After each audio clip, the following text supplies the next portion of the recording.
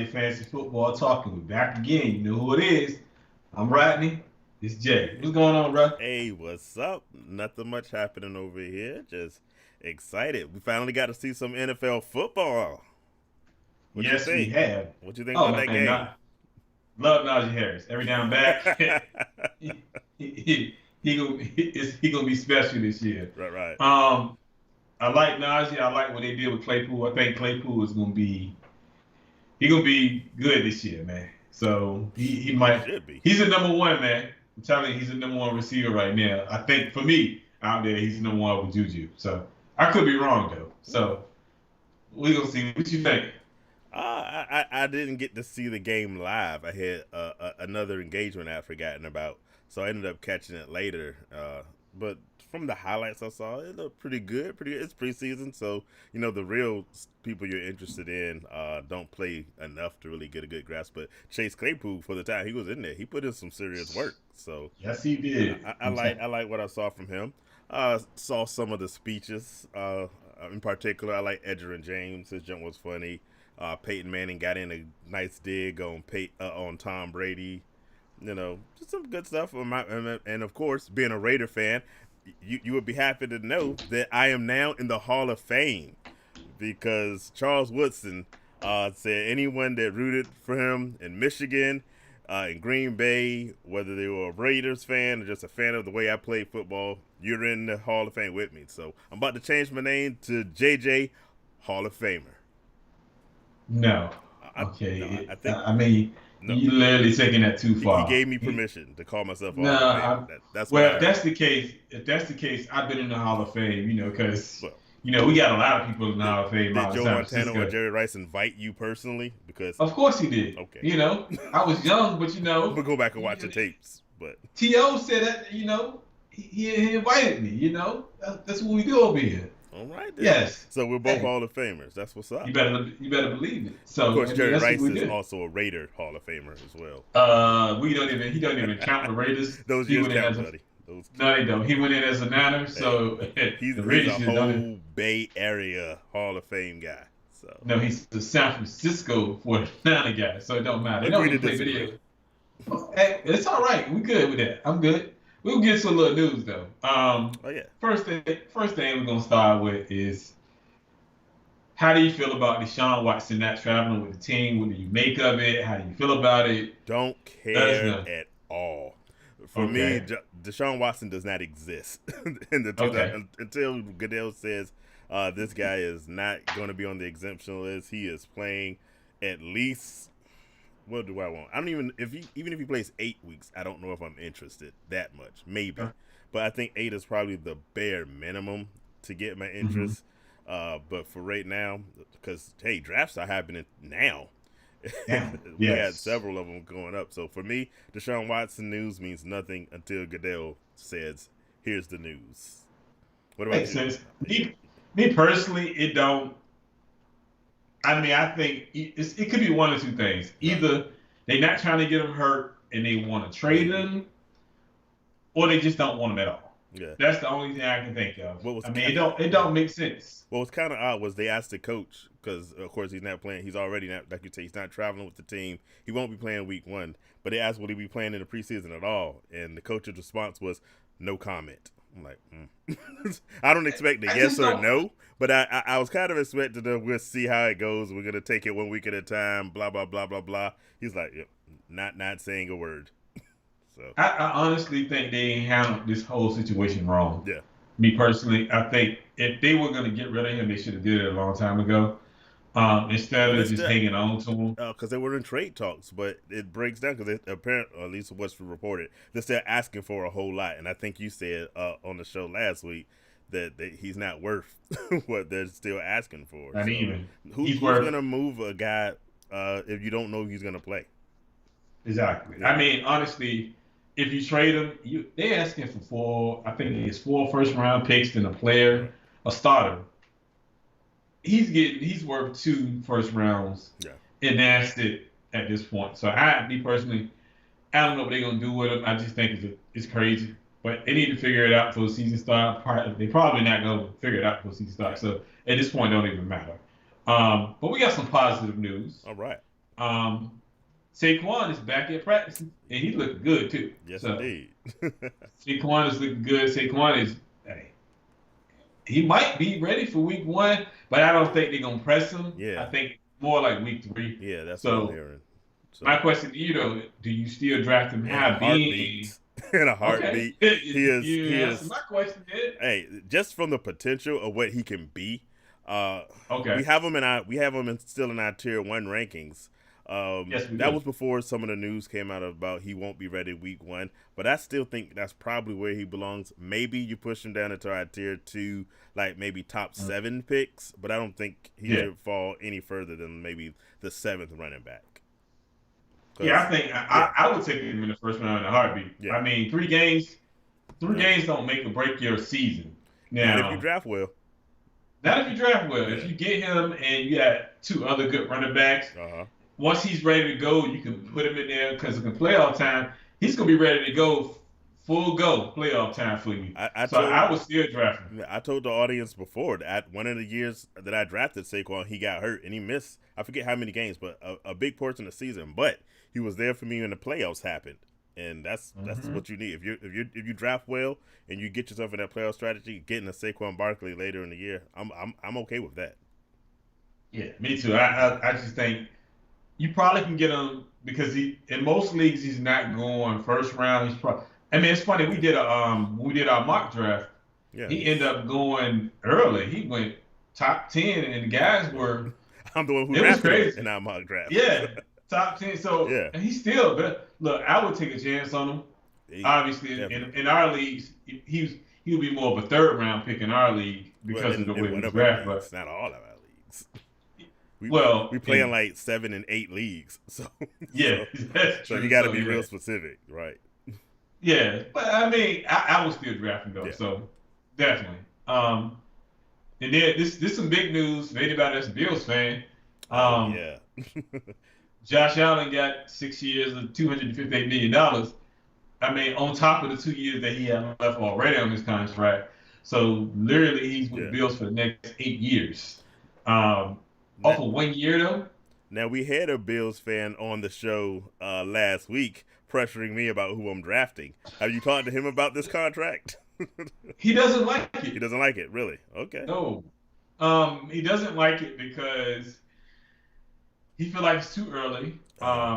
It's only 1 year that he's did this. One really good year, right? Because the 2 years before that, he wasn't really that productive. He was terrible. And he's saying basically that he could revert back to that player again, and they invested all this money in him. Which in time, I mean, for me, I agree with him. I would have made him play it out this year because you still have him on the contract for the next 2 years. Right. I would have made him wait. I would say that there was no need to rush into it, but I kind of see that they wanted to get that out of the way. Welcome Nita to the show. Nice having you here. We're talking Josh Allen right now. His big contract with a lot of guaranteed money. I think right now it's just the nature of the position that quarterbacks are demanding this crazy money. I'm with you. I don't see why, unless you thought he was going to hold out or something. Why not wait at least 1 more year to see what he does? But they wanted to wrap him up now. I guess get him while he's cheaper because maybe they expect him to blow up this year, and then the price goes up, and then they giving him a 10-year Patrick Mahomes type deal, which this isn't that far from. It ain't that far. I mean, if you think about the money and you think about the guaranteed money, he's second in line as far as not guaranteed money, but salary. This year, he's second behind Patrick Mahomes at like $43 million. So he definitely. I'm in the wrong profession. He ain't lying, man. Yeah. Like we doing something definitely wrong. So I'm just saying, I think they could have waited a year. If he would have did the same thing he did last year, by all means you give him that contract. Yeah. But until then, you don't give him that contract. It's because you got to see if he can do it again. He might go back to the guy that can't throw the ball accurately. Hopefully not. But, I mean, actually, I say hopefully so because I'm an AFC fan. And get him out of the way. Welcome, Orleans Lewis, to the show. Hello, Mom. Glad to have you with us. We're talking bold predictions tonight, but right now we're doing some NFL news. Josh Allen just got crazy paid. So I mean, does that because I seen something crazy, right? Yeah. And they said that being that he got this new contract, people are putting him as the number one quarterback in fantasy football now, which I think is absolutely crazy. But okay, for me, Patrick Mahomes has that number one spot locked down. Yeah, honestly, it is not even close. Honestly, he is really. Yeah. If I'm thinking my quarterbacks, he probably 6 off the board for me. I think that's kind of low. No, I got 5 that I can go ahead of him. Now, me personally. Now I've said before, I'm not a huge Josh Allen guy. I'm with you. I need more than 1 year of data to make a firm thing, but I still think he's in my top 5. And probably he should be in my top 3, but just because I'm a Buffalo hater, I can't put him in the top 3. But I don't know about that. I'm taking. And mind you, I done been on the show and I said many times that this guy was a crybaby, but he's back in camp and this guy did throw for 48 touchdowns last year. I'm taking Aaron Rodgers. I'm taking Dak. I'm taking Mahomes. I mean, those guys I'm taking before him. Yeah. I mean, that's not 5 names, though. Brady. Okay. I'm taking Brady over him. I mean, I can go over there. I mean, I can keep going, but I'm just telling you, those are the guys that in my ranking, if he was there for me to pick, I'm going those guys in front of him. I actually like all those guys, so I'm not even going to complain about that one. So that's just me. Then we can move on to, I guess this is news, but I'm going to go out there and put it out there anyway. They said Carson Wentz for your mom. Yeah, right. Carson Wentz may play week 1. Potentially. How do you feel about that? Does that change the draft strategy as far as him? He's not on my draft list for the most part anyway, except for maybe my 3rd quarterback. So not really. Because all he's gonna do is get hurt again as soon as he comes back. It's Carson Wentz. When is he not hurt? So it doesn't mean a whole lot to me. If there's a plus I'm taking from it, I like Jonathan Taylor better with Carson Wentz in there. That's true. So it for me personally, it more affects my drafting of Jonathan Taylor than it does for my drafting of Carson Wentz, because he's Carson Wentz is my break in case of emergency glass kind of quarterback. Like, dang, I got to choose between Carson Wentz and I don't know,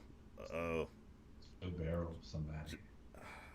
I like somebody. I'm picking him before that. Let me think. Who do I not want to draft? Yeah, hold up. Before you say anything, we don't need. You got ears listening. Don't give out too much information, man. Look, I told y'all before. I can give y'all my playbook. I'm that good. I'm not even. Okay, I got you. All right. But let's see. Carson Wentz. If I'm just pulling a rabbit out that, Drew Lock. I would say, okay, if it's Carson Wentz and Drew Lock or Teddy Bridgewater, I'm going Carson Wentz in that case. But for most quarterbacks, I'm not trying to get Carson Wentz. Yeah, he ain't on my list either. I had him last year, and he kind of killed me. I also had him last year, and he completely destroyed my season. So I'm not. That's when he was healthy. So hey, no. He was worse last year when he was healthy. Exactly. I would have. If he was hurt, at least I could explain. Oh well, it's just because of this. But he was there for every game, being terrible. So no. Okay, I'm good with that. But I need you to come to the front of the crowd for this one. Okay. Yeah. I need you to come to the front of the crowd for this one. We need to know what's going on. And as an insider for this team, I need to know what is really going on. What is wrong with your boy Waller? Why is he not at practice? Darren Waller has missed at least 5 consecutive practices. Where is he at? He's at the practice, though. He was there. He just did. I think the last practice he was there, but he just didn't dress out. They're not really addressing it. So it's like, what's the problem? Is he injured? He doesn't. A lot of people will say he doesn't. He's not walking with a limp or anything, so he's not noticeably injured. Okay. I don't know the answer. I've got 2 completely guesses. This is not. I'm gonna take off the news right now. This is just speculation. Okay. Bad speculation. Most people that know Darren Waller know he's had a history of like addiction problems. The last 2 years he's been pretty good and clear, and that's why he's been one of the best tight ends in the league. I don't know whether he's dealing with a personal issue and that's why he's sitting out. That's one side. But here's my Raider fanatic theory. And we're talking bold predictions today, so I can't give too much of this away now. But I'm going to say right now this is a strategic move to improve Derek Carr's chemistry with other wide receivers. Zipping the lip. There you go. I would probably go with the first one. I'm going with it's a strategic move to see what happens. I'm not. Yeah.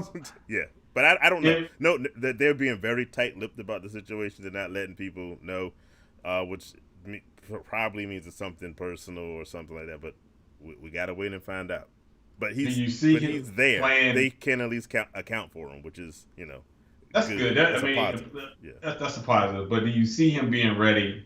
Yeah, no doubt. Week 1. Okay. No doubt. I mean, as long as it's not a serious issue, he doesn't really need. It's preseason, and he's Darren Waller. He's one of the best 3 tight ends in the league. He doesn't really need a whole lot of reps and such right now. So I'm not concerned yet. Okay. When we get if it's September and he still hasn't practiced, I'm panicking. Yeah.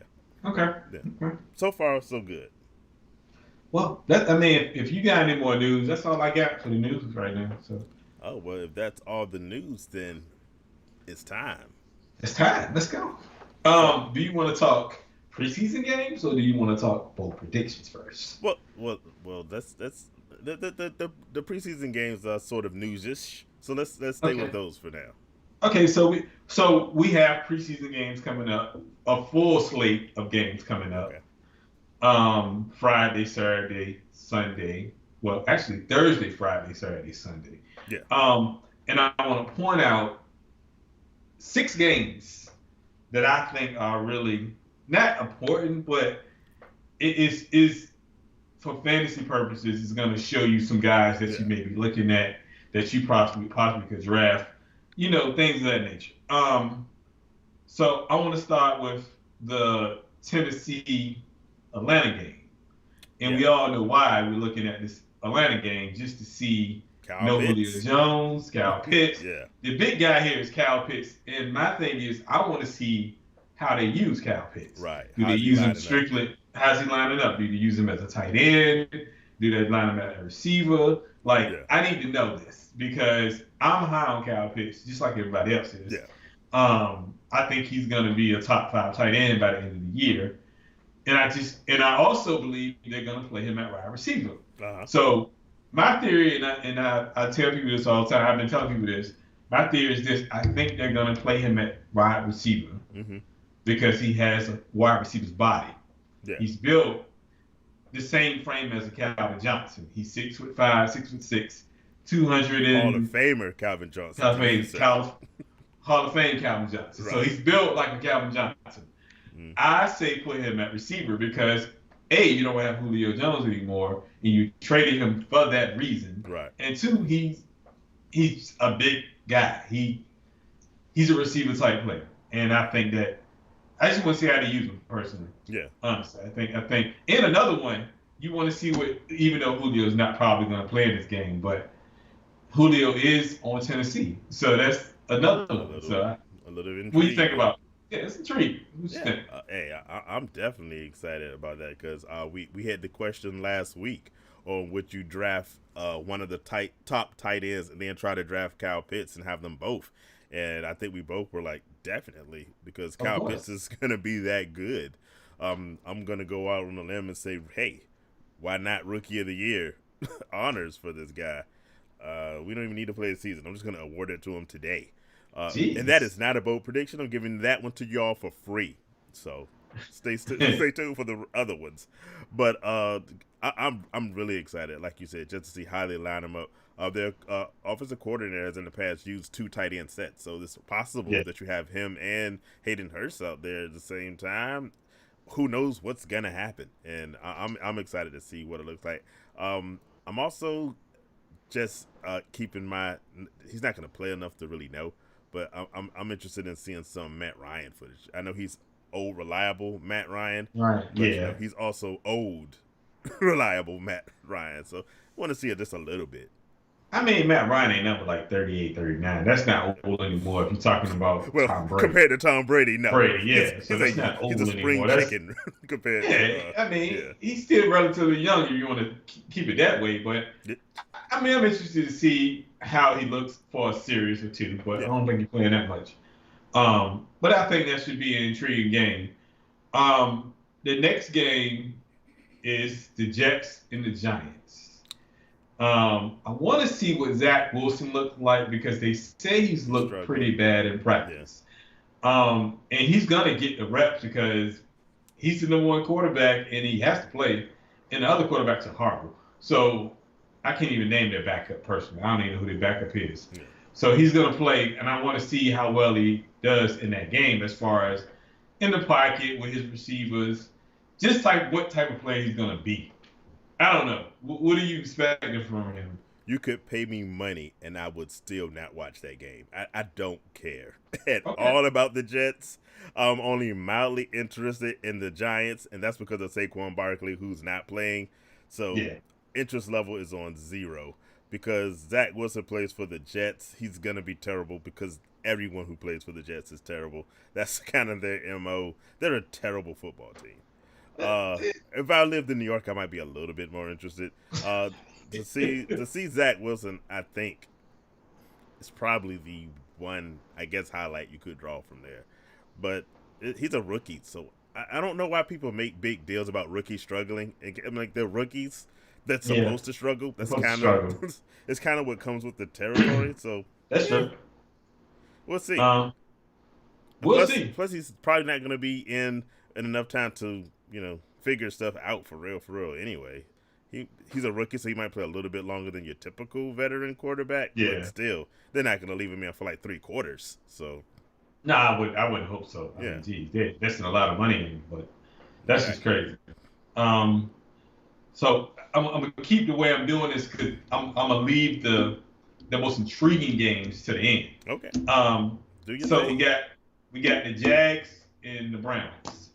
Trevor Lawrence, first NFL game. Etienne, first NFL game. Tebow. Preseason.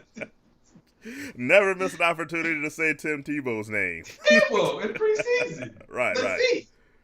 What do you make of it? I think the most interesting thing about the Jaguars is I think they're going to be bad because I think Urban Meyer is not a college coach. But I'm interested to see how he does this game because this will be his first mini action. So that game actually does intrigue me despite the fact I don't like the Jaguars. I do want to see what Laviska. I've said this name a lot. I want to see what Laviska Shenault does for the little bit of time that he's in there. Saying his name. I don't understand why you don't.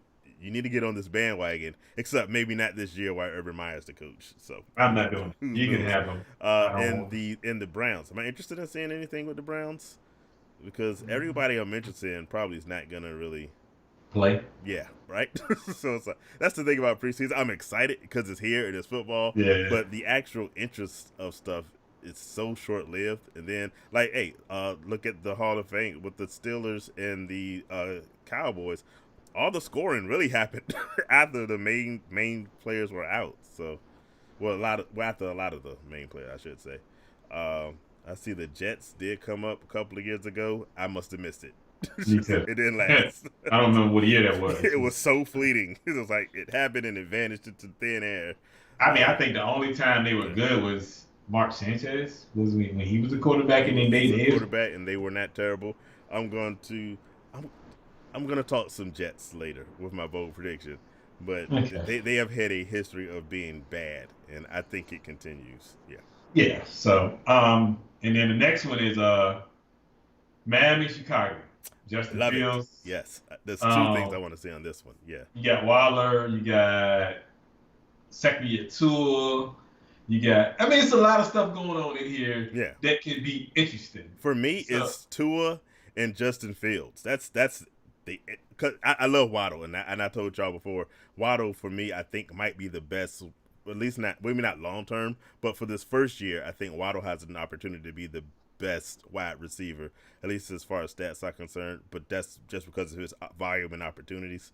But I'm really interested in seeing what Tua looks like, because people are saying, "Oh, he's going to be so much improved." Okay, we won't see a lot of it, but I'm interested in what we see from Tua and Justin Fields, just because. Come on, stop with Andy Dalton. Just stop. I mean, I need him to stop. Just stop. I do. Right. I do. I mean, at the end of the day, I think he's not better than Fields. I mean, Fields is turning it up in practice. Andy Dalton's not better than anybody. I mean, we know that, but we saw him last year, and if you're terrible with the wide receivers that they had down in Dallas, you're terrible.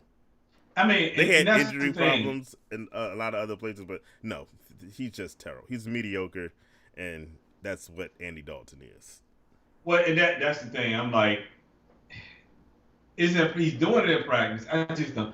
I think these coaches nowadays are just crazy. They know these guys are gonna start, and they just trying to. Is it delaying the inevitable? Like, that's what I'm saying. It's a thing you're trying to keep to yourself so you won't let nobody else find out. I'm like, everybody knows Justin Fields is gonna be the starting quarterback. Let's go. That's what I'm saying. Like, get on with it. Right. So I don't get it. I think it's crazy, but whatever. I mean, I think I really want to see what Justin Fields does. I do, because I think he's gonna be. He reminds me of a Russell Wilson type quarterback. So I just want to see what he does, honestly. So, and then his next game is KC at San Francisco, and is one player I want to see off of here. Trey Lance. I mean, Trey Lance. Exactly. I mean, I think Trey Lance well, I'm gonna keep that to myself. But Trey Lance is outperforming him in practice. Just repeat the conversation from Andy Dalton and Justin Fields. Put Trey Lance in, because I mean, come on now. To answer Orlando Lewis's question, yes, we are ready for some football, and Jimmy Garoppolo is not football. Jimmy Garoppolo is injuries, sitting on the sideline. So interception is terrible. Bring in Trey Lance. I'm ready. I'm ready for some Trey Lance. Exactly. Me too. Yeah. Now, this next game is the most intriguing one for me, for real. I'm gonna be honest with you. New Orleans and Baltimore. Forget the fact that they're playing at Baltimore. For me, I want to see who starts at quarterback and who comes in after them. Because at the end of the day, they don't know who's starting at quarterback. Is it Jameis Winston? I don't know if that's true. I just have the sneaking suspicion that Sean Payton already knows who the starting quarterback is. And we just don't know yet. He's just not. He's giving it some time, maybe, to change his mind. I think he knows. You think so? I really think he does. I don't think so. I think that's the most indecisive man I know on this. I don't know him personally, but he's so indecisive. He's the most indecisive coach that you know of. Yeah, right. But like he's terrible when it comes to decisions like this, man. Yeah. It's like he's trying to hold it in, but he don't know which way he want to go. He made a comment yesterday. Was like he said, "I want to have a dream to figure out who I want to play at quarterback." And I just haven't had that dream yet. I'm like, really? What are you talking about, man? Like, make a decision. Nonsense. You know who's doing what in practice. Right. First of all, Taysom Hill is now a starting quarterback. I'm going to just put that out there. Says Jameis Winston. Jameis Winston is the better quarterback. He was a starting quarterback last year. That's why I think Jameis Winston should be the starter. I think he's better. I just think that if they were going to go with Jameis Winston, they should have gone with him last year when Drew Brees was out. And Taysom Hill didn't do a terrible job when he was in. He was actually pretty decent, at least from a fantasy football standpoint. And it's not like they were losing games. I think it's gonna be. I just get the suspicion it's gonna be Taysom Hill. I might be wrong, but I just get the feeling he's gonna end up being a starter. I think he from what was said last year was that he promised Taysom Hill the starting job if something was to happen to Drew Brees. So I think an NFL coach has never broken a promise before. I mean, geez. Right. But he wanted to keep his word to say, hey, I told you I was going to let you start. We're going to let you start now. Okay. All right. You can have that one. We'll see how that goes. But I think Winston should win the job. I think personally he should. Yeah. We'll see though. So she said I got 50 cents on Taysom Hill. Okay. All right. I got $1 on Jameis Winston. Oh, big money. Yeah, so you got balance. See you 50 and raise you 50. Man, let's go to bold predictions, man. I got some bold predictions, man. All right. Let's go. Who's going first? I'm going first. Because R comes before J. I got you. You better believe it. But it's all one family over here, people. Better believe it. My first bold prediction is Cam Newton will have 4,000 yards passing, 30 touchdowns passing, and 10 touchdowns rushing. Now, leaving it at that. For those that don't know, marijuana was recently approved and made legal in Virginia. And obviously, someone in R&J has taken advantage of this newly legal substance. It's still illegal up in Maryland, so okay. I'm just saying. How many yards is Cam Newton going 4,000 yards. 4,000. You said you had some bold stuff. 4,000 yards, 30 touchdowns 30 passing, touchdowns, and 10 touchdowns rushing. After throwing 8 touchdowns last year. You heard it here first. And when it happens, come say Rodney was right. I'm telling you. You heard it here first. I'm listening for the logic behind this one. The logic behind this is, first of all, if he don't perform well this year, he's going to be in backup out of the league. Yes. The pressure's on. And they say he's been killing it at camp. He's been killing it. He ain't trying to let Mac Jones take his job. We're talking about Mac Jones from Alabama, who played with 4 all-pro wide receivers in college. We're going to stop this, okay? Stop it. No, Cam is back. So we're about to see the Cam from like 5 years ago? Okay. You better believe it. MVP Cam. You better call it now. What? I say this. I would love to see that come true because I am not only just a hater of Alabama, I'm a hater of every player that's a quarterback out of Alabama. I like their running backs and wide receivers. So, hey, I don't want to see Mac Jones go up in there. And, just off the sake of the Auburn-Alabama rivalry, I need Cam to be like, look, nah. There'll be no tide rolling as long as I'm here. So let's go with that one. I'm going with that one. I'm sticking that one. And you know what? When we come back, when it's all said and done, we're going to watch the video and say he threw for 35 and 25 touchdowns this year, 10 touchdowns rushing. Hey, he came close to it. If Cam Newton still has the job at the end of the season, I'm going to call that a victory for you because I think there's you see him on. There's an itching. Yes, you may have bumped your head. That's why it's called a bold prediction. Hey, it's a bold prediction. You are bold, brother. I better believe I'm going to sound really boring with my prediction. I got him coming. Let's go. All right, here's my first one. And if you watched the show last year, it's kind of a repeat. What did I tell y'all last year? His name is Hunter Renfrow. 1,000 yards. Didn't I tell y'all last year? It was not even close, and I am not making that call this year. But I am saying there will be a 1,000-yard wide receiver in Oakland this year. Now, we talked about Darren Waller earlier. This is the secret. He's sitting out and giving a guy a chance to shine. They brought in John Brown, but John Brown's not going to be the 1,000. He might be. He's a potential candidate, but I don't think John Brown is going to be the 1,000-yard receiver. They drafted Henry Ruggs last year. He's a speedster. He's a burner. And he had some exciting plays last year. But I already told y'all last year, Henry Ruggs isn't the guy. The Raiders have a history of drafting fast guys that are not really big parts of the offense other than being decoys. Here's the name you need to know. He's undrafted. You can pick him up or just let him sit until you see the explosion coming and then go pick him up. The name is Bryan Edwards. He's been we talk about somebody that's been lighting it up. Bryan Edwards has been lighting it up. In fact, Derek Carr said he reminds him of Davante Adams, who he played with in college. Now, if he's giving Davante Adams is the upper echelon of wide receiver praise. And so Bryan Edwards he's been dominating the offense. He only had 15 targets all of last year, 193 yards. But after week 3, he got hurt, and he didn't come back to week 8 or 9 or something like that. So he missed a lot of the season, and by that time, Nelson Agholor had already stole his job. But Nelson Aguilar's out the door. This guy's a possession receiver. So in your PPR, Brian Edwards. Remember, I told you, thank me for it, because when you look at Derek Carr's numbers has been going up every year, pretty much.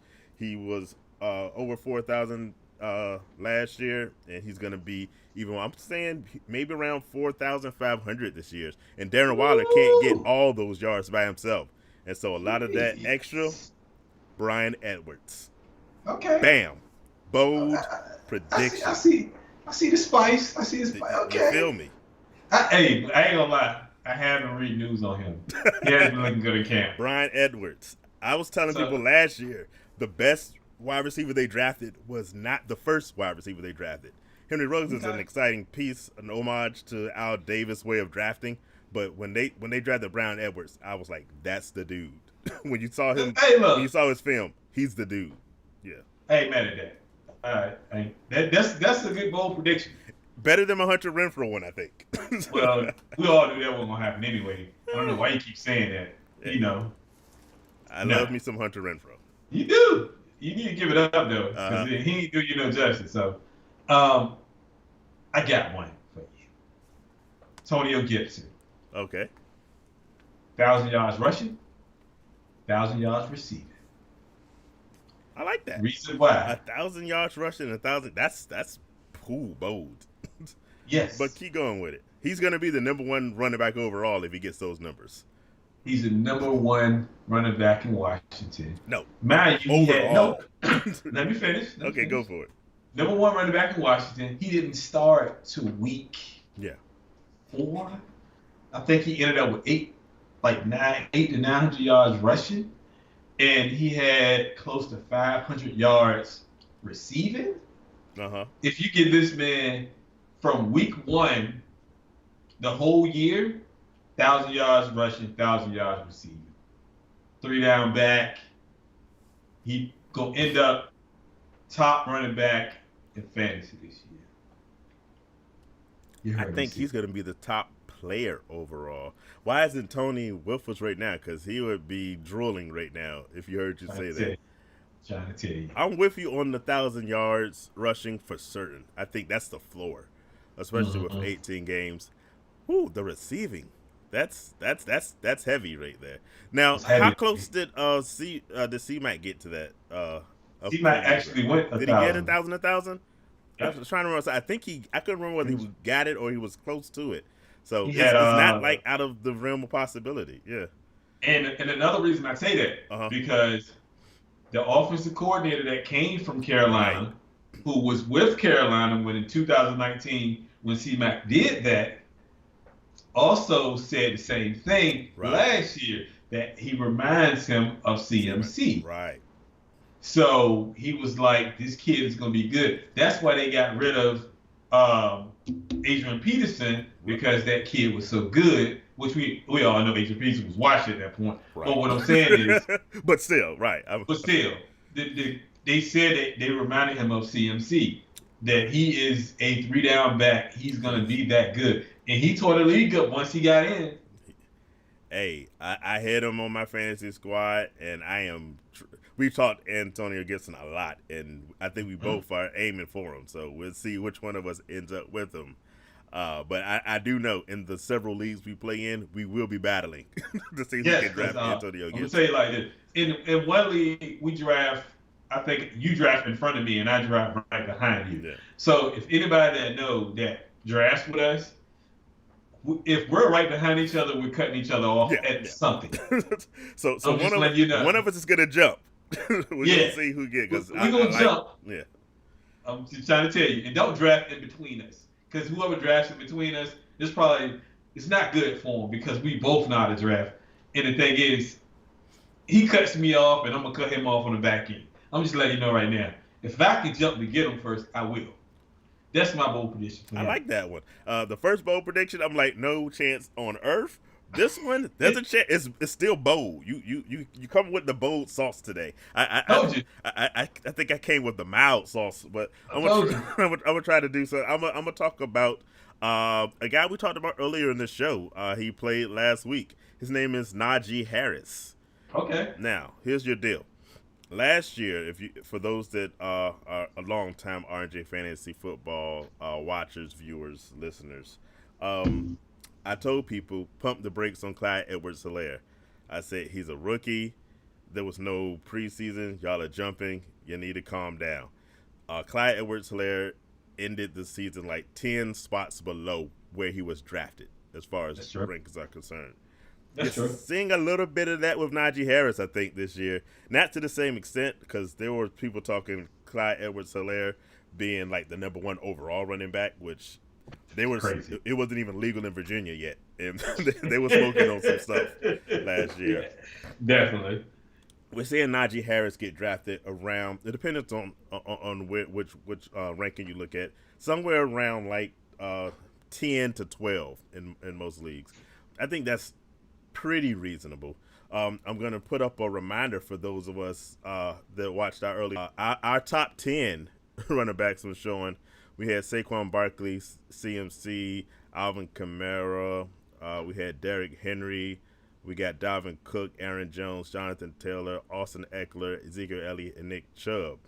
And then in our third tier quarterbacks, you see Najee Harris with a whole bunch of other running backs on this list.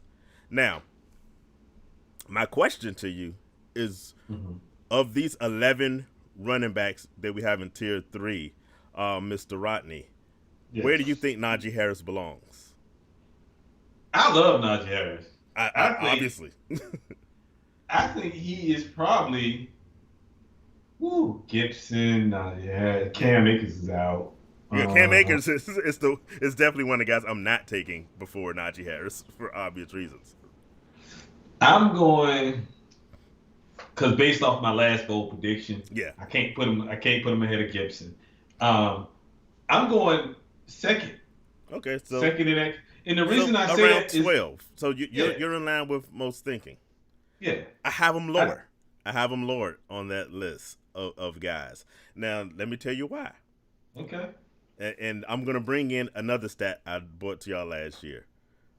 We brought out the statistics that since 2010, there's every year there's been at least one rookie that gets over 1,000 yards, but it's typically only one. A few years there's been 2. It's not a whole lot of guys doing this. Only one of those years there's been 0 running backs hitting 1,000 yards.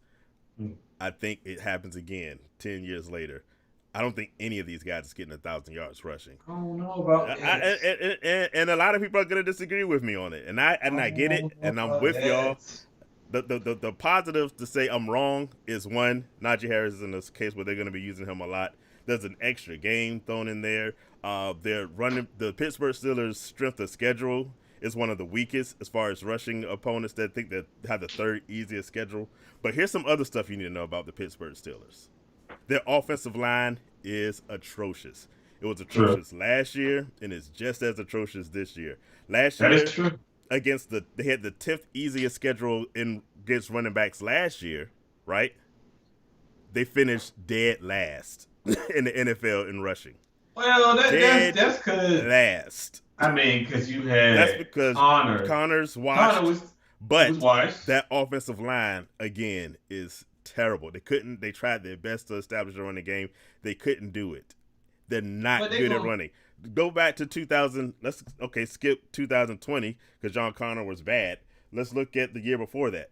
They finished 29th in the NFL in rushing. The year before that, they finished 31st in the NFL in rushing. The Steelers are not a rushing team. People are thinking back to the days of the Jerome Bettises and a good Le'Veon Bell. These aren't those Steelers. Now, I will say, to help people out with drafting Najee Harris, is he's going to get a lot of receiving yards. So I think he's going to fall short of 1,000 yards rushing. And if he gets over, it's going to be just barely because there's that extra game. So if you adjust for the extra game, that 1,000 becomes about 1,063 yards. He might hit it somewhere around there, but he doesn't get more than that 1,063 yards. I'm guaranteeing you. He's still a good guy. I still like him in our third tier. I don't have him around 10 to 12. I have him more like between 15 and maybe 20. He's going to be a good running back for the long term. I love the pick. I don't like him doing as high as people have him this year. 1,000 yards not happening for him, and 1,000 yards that happen for any of the rookie receivers. Rookie running backs, because it's him, it's Javonte Williams, it's Etienne. Urban Meyer already said he's not going to use him as a running back. He's going to be a wide receiver. And Melvin Gordon is going to tell you right now that it's not going to be Javonte Williams. And so Nigel Harris is the only hope for 1,000 from a rookie, and I don't think he does it. Boom. I think he does, because he's going to get 300 carries this year. He's going to get 300 with the carries. Worst offensive line in football. It don't matter. They running the ball. He's getting 25 to 30 carries a game. With the worst running.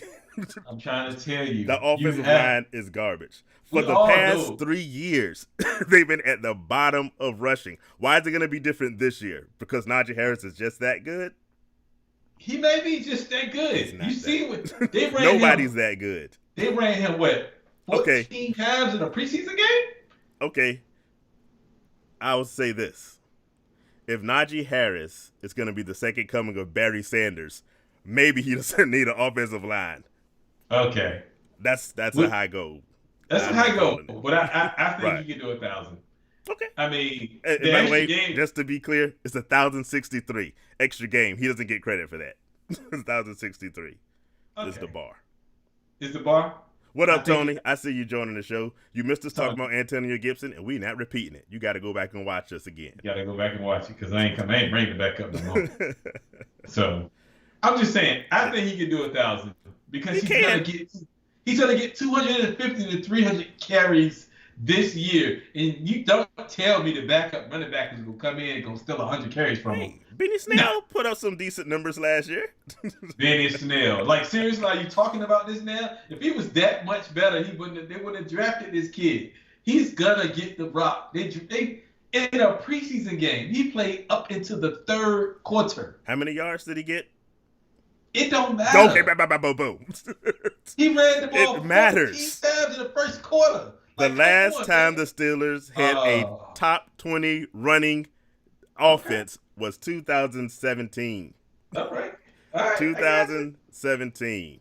Okay. Just put it in perspective.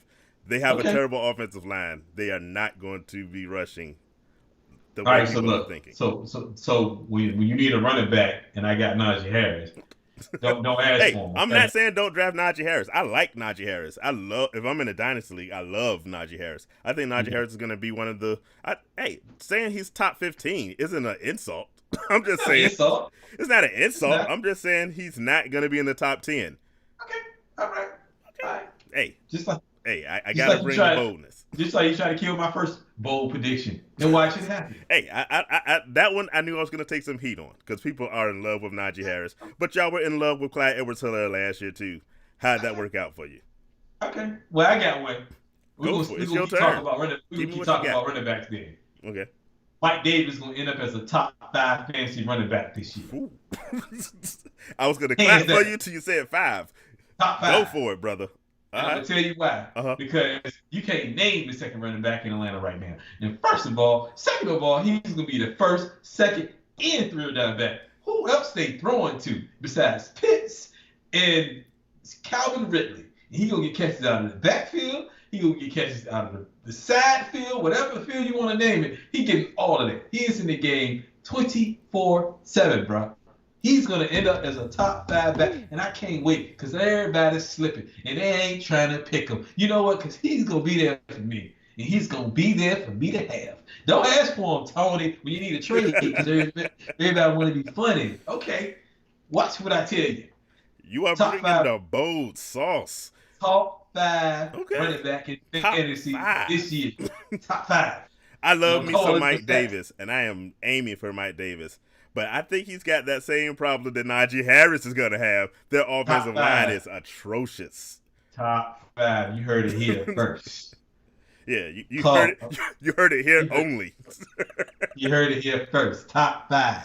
I like that. Top 5. Okay. I ain't saying how many yards, but he gonna be top 5. Top 5. Well, here's what's gonna help, and you brought this up. much like Najee Harris, again, I'm not. I bring the love to. He's going to have those receiving yards. so it's one of those things. Like Austin Eckler is not even really a running back. He's a receiver who runs the ball sometimes. Mike Davis is going to get those. I do like that part. I like that part of his game. I think we're going to see something exciting. I say this: Mike Davis is an extreme value, and like you said, people are sleeping on him. I'm not going to go with top 5. That's bold.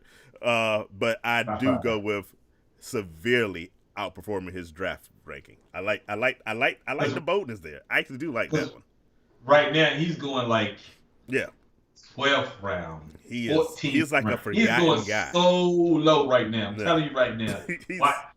I knew when I put this list together. It's like people didn't even see. I mean, it was a different team, but it's like people didn't see Carolina or they didn't believe what he did. Like CMC was gone, and this dude went off. And like you said, he has no competition over there in Atlanta, so he's by default every down back. None. Okay. That's all I'm saying. Not bad. Yeah, I'm bringing the bold predictions tonight. That's what I'm telling you. You are as bold as they come. And when they say you're earning your check, I'm earning my check, buddy. I'm just saying. I'm gonna keep the running back conversation going, and here's why I'm throwing some hater-rated Najee Harris. He's getting drafted above my guy. Josh Jacobs. He is getting drafted above Josh Jacobs. That might be justified. What can you drink there? It's hard to call that one. But no, my dude, if you've been watching long enough, it's David Montgomery. And oh my gosh, you better check it, buddy. We talked about Justin Fields. Justin Fields is going to be the starting quarterback, and it's not going to just elevate his game. It's going to elevate the whole offense, and David Montgomery is going to benefit from that because people are going to have to start respecting the passing game, and it's going to open up things. David Montgomery is a good receiving. You saw the playoffs last year, right? You remember the fantasy playoffs? You remember what David Montgomery did? We're going to get a chance to get a glimpse this Saturday. We mentioned that preseason game with Chicago and Miami. But Chicago has the 5th easiest schedule as far as running back defenses. So it's his 3rd year, and he's gotten better every year that we watched him. And this is going to be the breakout. He's already done 1,000 yards rushing. He's going to top that by at least another 100 to 200 yards. He's going to add like 400 or 500 yards receiving to go with that. You guys that are sleeping on David Montgomery are going to look back and say, man, JJ told me to draft David Montgomery. I should have listened. He has the same offensive line problems like we mentioned before. The Chicago's offensive line is not good, but they should, in theory, be better than they were last year. And unlike the Cincinnati Bengals, they drafted a left tackle with a high draft pick. And so I'm thinking a better offensive line, better quarterback play. If you guys are listening to me in Chicago, put Justin Fields in, and you're going to see a monster breakout season from David Montgomery. Put it in the books. Okay. I mean, it sounds good. And he's going to finish better than Najee Harris. It sounds good, but the only problem with that is he starts slow. So, I mean, he's a slow starting running back. Every year, he's gotten better.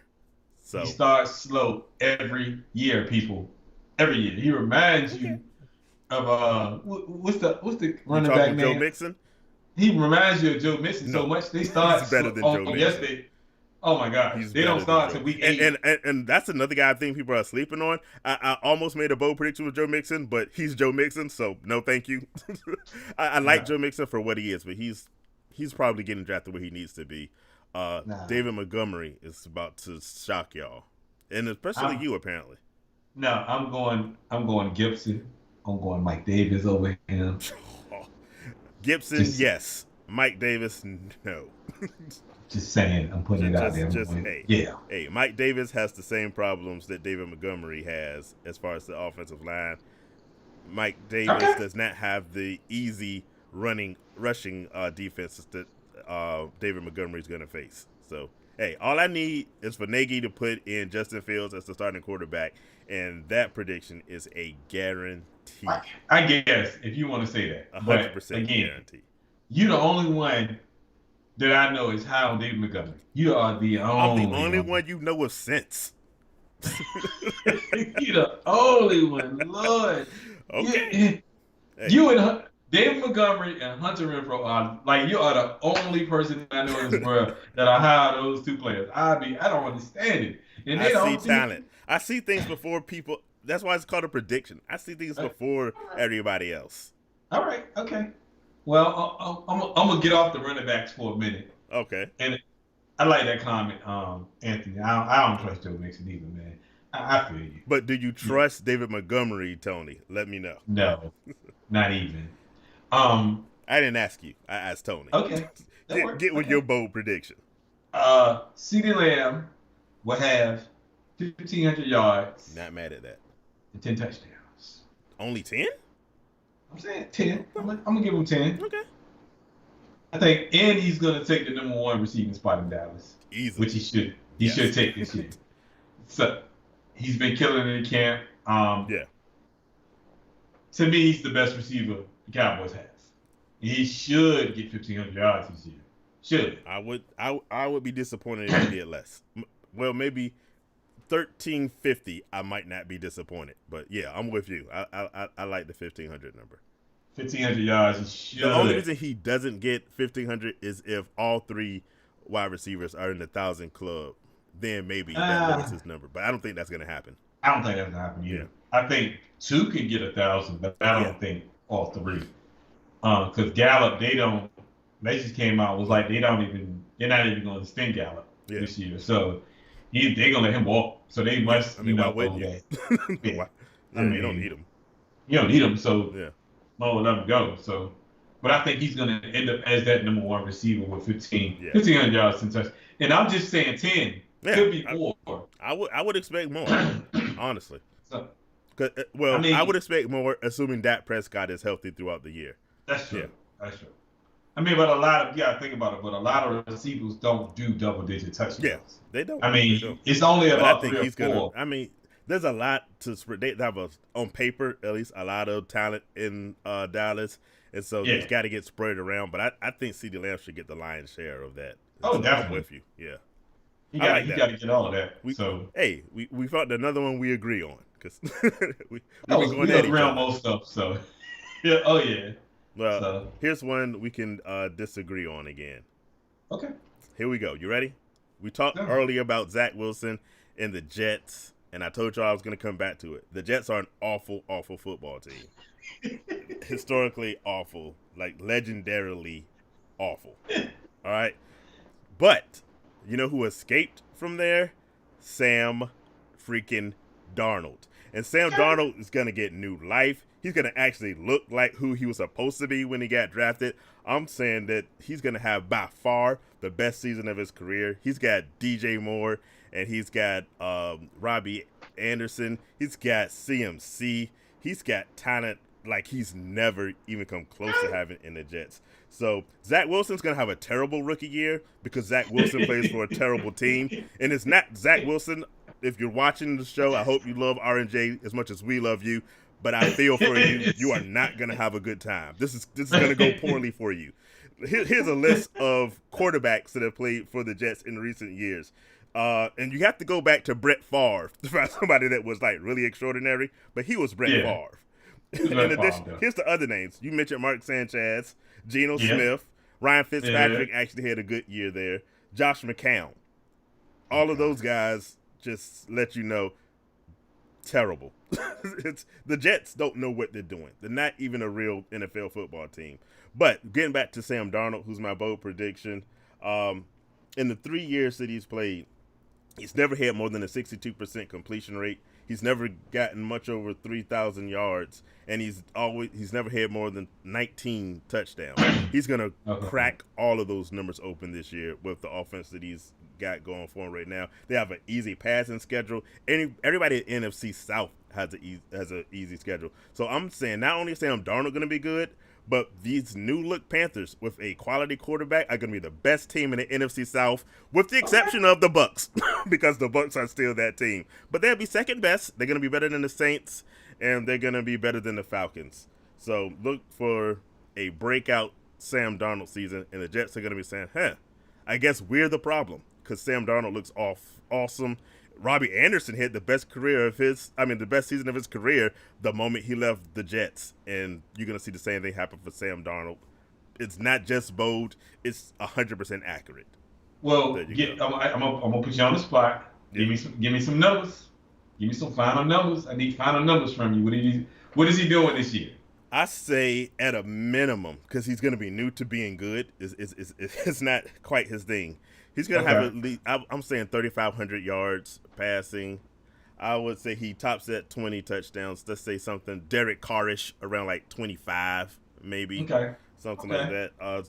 Completion percentage should go from 62. Look, if you can't hit 70% in the NFL with today's, and you have CMC who's going to get a bunch of dump offs. Oh yeah. I'm saying he should at least be, if not 70, like 68, or Rob Gronkowski's favorite number, 69. He's going to be around that target range. Yeah. Okay. And he says, why the Jets still in the league? Because they need 32 teams. They need 32. They just keep them around like, okay, they're the Jets. I mean, they hoping they would be good one day. They're not. But, I mean, we all know it's not going to happen. So they're terrible. So we got one last. We got one more. I got one more. I got one more. So I'm gonna go ahead and finish mine off. And this may sound like a homer pick, but it really isn't. It's just more of a you are prediction. A homer, so it's okay. Do your homer pick. I did a Raiders homer pick, so I can't throw stones. This is not a bold prediction, but this is something I think that's really gonna happen. Yeah. Trey Lance is gonna start week 1 for the 49ers. And I'm going to tell you why. Recently in practice, Jimmy Garoppolo has now they keep stats in practice to kind of go over to kind of let them know what they're doing wrong. Jimmy went 13 for 25 and 3 interceptions in practice yesterday. That's bad. That is bad. Yeah, that's bad. Trey Lance went 13 for 15 and a touchdown. So. And this is going on in practice every day. He's outshining Jimmy every day in practice. And he's doing it on the second team with the worst offensive line out of the two that's there. So he's playing with the second string offensive line, and they're horrible. And he's still putting up better numbers than Jimmy. He's outshining Jimmy every day in practice. Yeah. And for what I'm seeing is the way Shanahan is saying it, I think he's trying to keep it under wraps so nobody would know. But at some point, we all know. You have to make a decision. And I was telling Keith, most coaches come out and say, this guy he's my starting quarterback week 1. We have not heard Shanahan come out and say he's my starter. Jimmy Garoppolo is starting week 1. He has never said that. Right. He said, I would find it tough for Trey Lance to beat out Jimmy Garoppolo. That is not reassurance for me. Right. So I'm not. For me, I mean, I'm just saying something ain't right here. Trey Lance, he's trying to keep the door cracked for Trey Lance to take the job. He's hoping that Jimmy Garoppolo is Jimmy Garoppolo and gets hurt before the season starts, because then he doesn't have to make that decision. Yeah, right. And I was just telling Keith, I was like, it's more about feelings. But personally, as a coach, you shouldn't care about his feelings. Because if it was me, I would have came in day 1 and said, this is a quarterback competition. Yeah, you took us to the Super Bowl, but it wasn't because of you. Because there was 2 games in the playoffs. You literally threw 20 passes. So stop with it. Trey Lance is the better quarterback, just like Fields is the better quarterback. There's no excuse for those 2 quarterbacks to be riding the pine at this point. None at all. They need to be starting. End of story. That's what I'm leaving behind it. That's not a homer. Yeah. That's more like real life. It's a homer. And here's the bold part about it. You said week 1. I think that's going to be the determining factor. And I think it should be week 1, right? It should be. We all know it. If it's not week 1, it's going to be by week 4, because that's when Jimmy Garoppolo is going to get hurt. He can't play a full season, so why waste time? I'm with you. Just think about this. Right.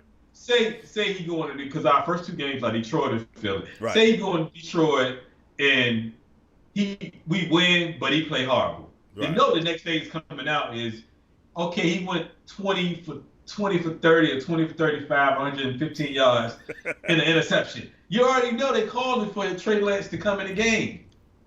Stu Mega is back with us. I just want to point out he's got Jimmy G for president. Ain't nobody paying that no man. He already know how I feel about this. Right. So I ain't trying to hear that. So Trey needs to start hands down in a discussion, man. Just like Fields need to start. All those rookies that got drafted need to start this year. Because obviously, except for Mac Jones. Except for Mac Jones. That messes up your prediction. Yeah, Mac Jones is top hard. And by the way, if you weren't online earlier watching the show, I'm gonna give you a prediction again, and I said y'all can discuss it in the chat. Cam Newton throwing for 4,000 yards, and he throwing for 30 touchdowns.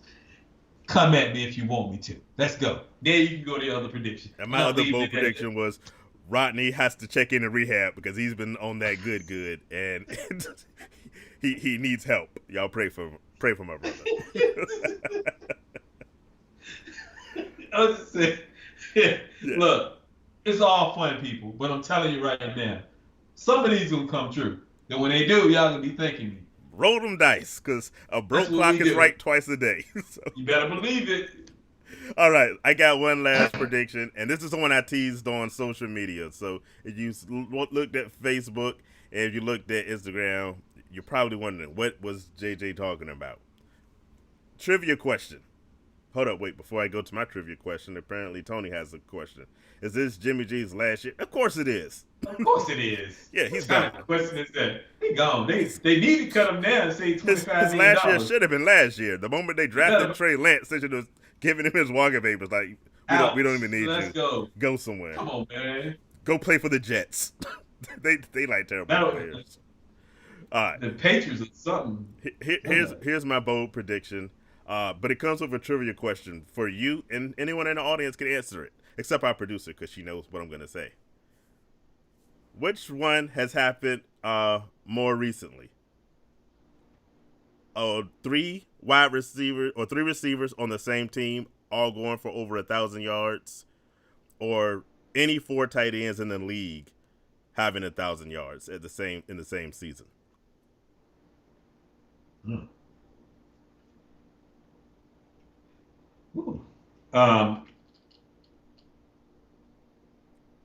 It's not the easy one. Because I know I'm going to 3 receivers. That's the one I went with. That's the one our producer went with. That is wrong. The last time there was 3 receivers on the same team was 2008. It was the Arizona Cardinals. The last time we had 4 tight ends all over 1,000 yards was 2015. That was the year I teased y'all. It was Greg Olsen, of course Rob Gronkowski, Delaney Walker, and something called Gary Barnage. I don't know who that is. He played tight end for the Cleveland Browns. The name sounds slightly familiar, but I do have a clue who you talking about. But I'm telling you, this year is the year we see that happen again. They are going to be 4 tight ends, and this praying for my man Darren Waller. We talked about him earlier in the show. As long as everything goes all right with him, and as long as your boy George Kittle can stay healthy for a whole year, you are going to see at least 4 tight ends over 1,000 yards. Because Travis Kelce is like standard. He's been 5 years in a row over 1,000. George Kittle, we know, can get 1,000 in his sleep, especially if Trey Lance is the quarterback. Darren Waller, he's the main guy. And then I got Kyle Pitts as a possible. I've got TJ Hawkinson as a possible. There's so many tight ends that I think fall in line that they could do this. I think we could see 4, and who knows, maybe even 5 tight ends with 1,000 yards. But I think we're going to at least see 4. It'll be only the second time it's happened in the NFL, and it'll be the first time since 2015. Bold prediction, and I feel as confident about that one as any other one because these tight ends, it's the year of the tight end. And this helps you guys as your fantasy football teams are concerned because you can wait on a tight end because there's going to be quite a few of them at 1,000 yards. So don't take Darren Waller from me. There you go. Just don't take Kittle from me. Yeah. Jeez. There you go. I gotta stop playing with me. That's the boldness. I see we got a question from Jasper Lewis. Seeing that a running back or wide receiver only needs about 59 yards a game in 17 games, they can see 5 or 6 teams with 2. Yeah, I definitely can see that happen. And that extra game, it's going to be interesting to see how this extra game plays in. Like, are people going to use it like to give teams like instead of like 1 week rest? Maybe if you're way ahead in your division, maybe you take 2 weeks off. Are they gonna like lighten the loads? Like guys that would normally, like you said, Nigel Harris is gonna get like what? How many touches a game? He gonna get 25 touches a game. Will you see people not do that? Like they bought Josh Jacobs was getting that kind of numbers. They brought in Kenyon Drake. Are they gonna try to reduce workloads with this extra game? I don't know how that's gonna play off. So it's gonna be interesting to see how it goes. First of all, bringing in Kendrick Drake was a bad management move. First of all, let's just say that. And you would agree upon it's questionable. It's definitely questionable. It's a questionable move. Yeah. I wouldn't have did it because you killed the value of Josh Jacobs. Yeah, he's the better back out of the two, and you take him out of the game. It's just it hurts the team. I don't think that was a good move, but I still think any running back.